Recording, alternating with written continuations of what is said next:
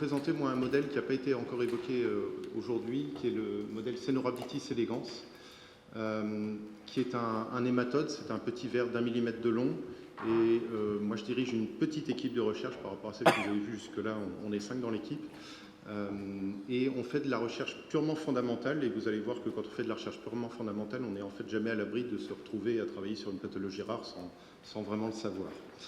Je crois que je n'ai pas pris le bon mode d'affichage.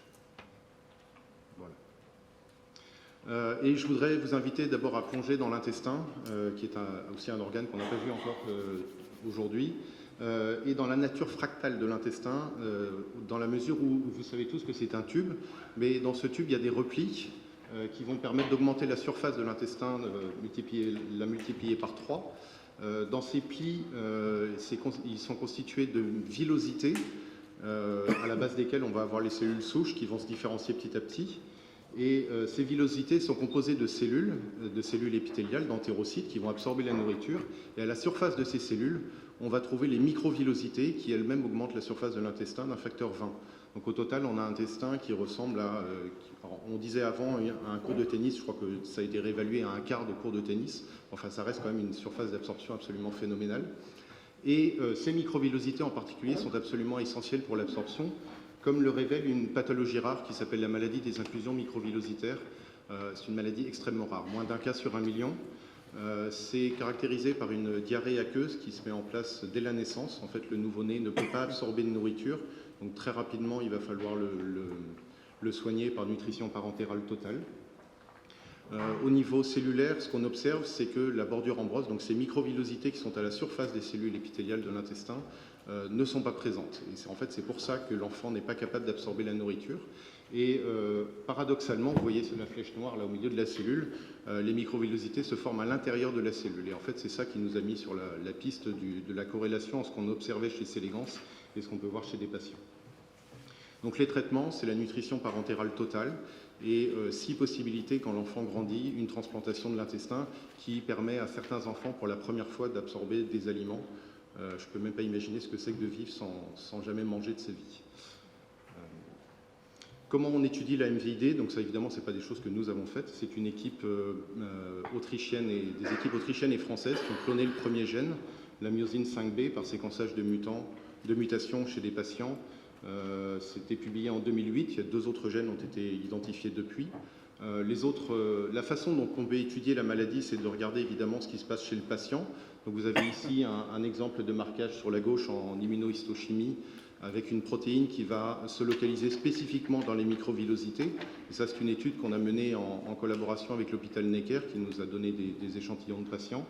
Et vous voyez sur la droite que chez ce patient, non seulement les microvillosités ne se forment pas à la surface habituelle, mais elles se forment de l'autre côté de la cellule.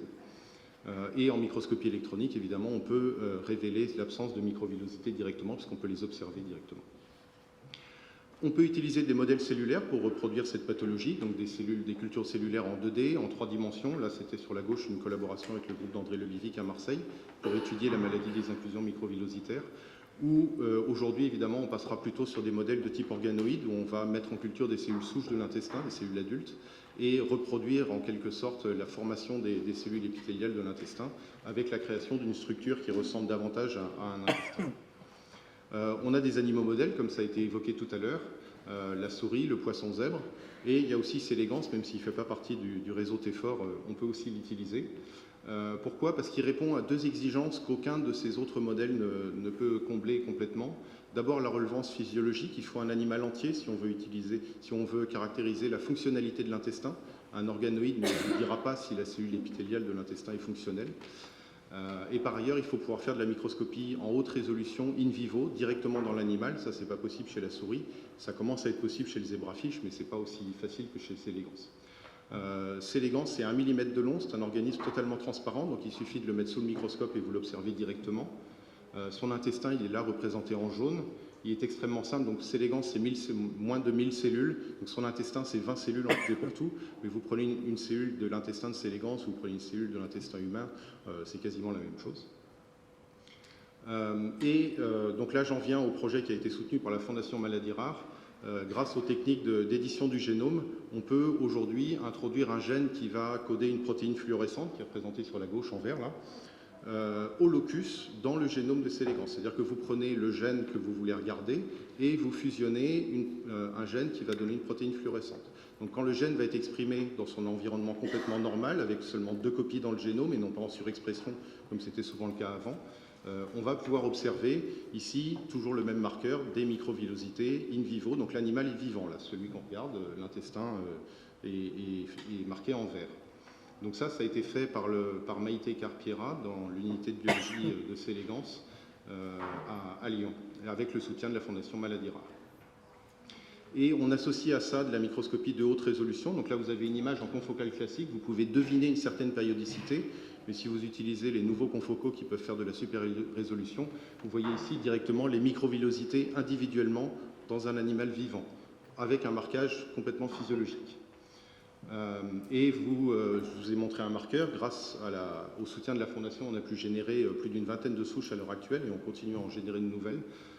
Et chacun de ces marqueurs, quasiment chacun, est intégré au locus. Donc on peut faire des colocalisations en haute résolution. Donc ça, honnêtement, ce n'est pas possible à l'heure actuelle sur aucun autre animal à ma connaissance. Et comment est-ce qu'on l'utilise? Eh bien, on l'utilise pour essayer de mettre au point un modèle de maladie des inclusions microvillositaires chez Célégance.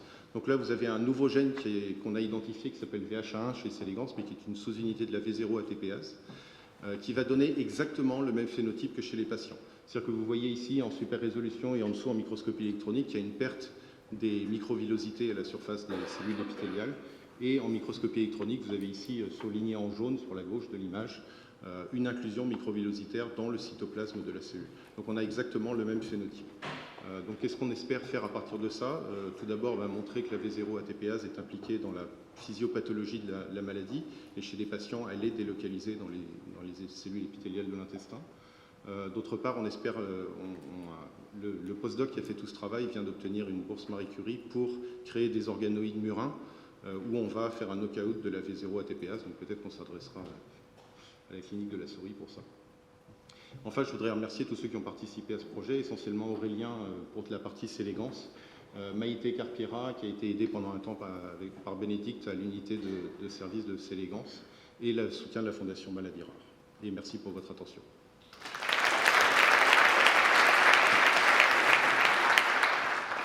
Merci Grégoire. Est-ce qu'il y a une question brûlante dans la salle?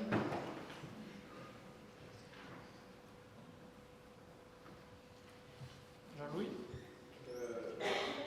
C'est évidemment une maladie développementale très précoce, puisque j'ai compris.